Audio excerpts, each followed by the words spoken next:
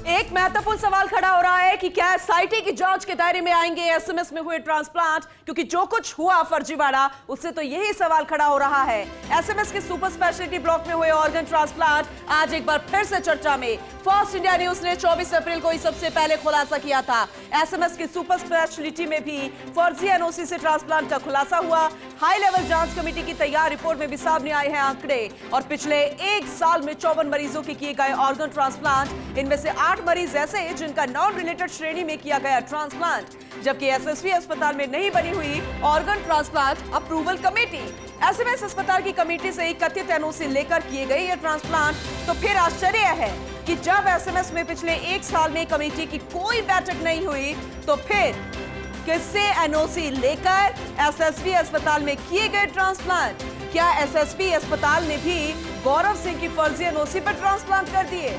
सवाल ये भी कि क्या राज्य स्तर पर गठित एसआईटी इस महत्वपूर्ण बिंदु पर भी जांच करेगी, या फिर प्रभावशाली चिकित्सकों के दबाव में ठंडे बस्ते में डाल दिए जाएंगे एसएसवी के ट्रांसप्लांट?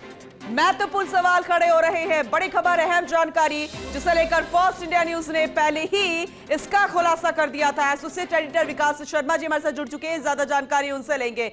विकास जी, क्योंकि जिस तरीके से कहा जा रहा है कि जो एसएमएस में फर्जी ट्रांसप्लांट वाला मामला सामने आया वो एसआईटी की जांच के दायरे में आ सकता है, लेकिन सवाल ये कि क्या प्रभावशाली चिकित्सकों का दबाव तो नहीं पड़ जाएगा?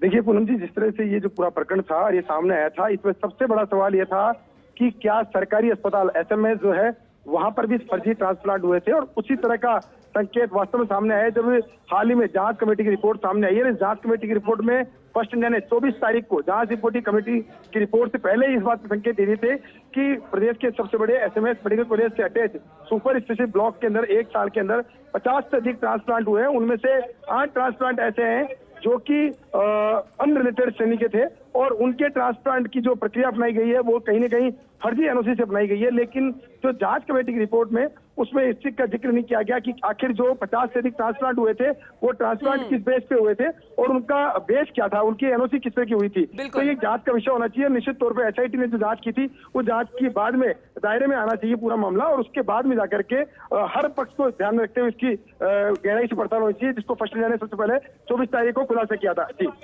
बिल्कुल, कई गंभीर सवाल खड़े हो रहे हैं। देखना होगा किस तरीके से एसआईटी की जांच शुरू होती है, अगर वाकई में एसआईटी इसे जांच के दायरे में लेता है। बहुत शुक्रिया इस विस्तार से जानकारी के लिए।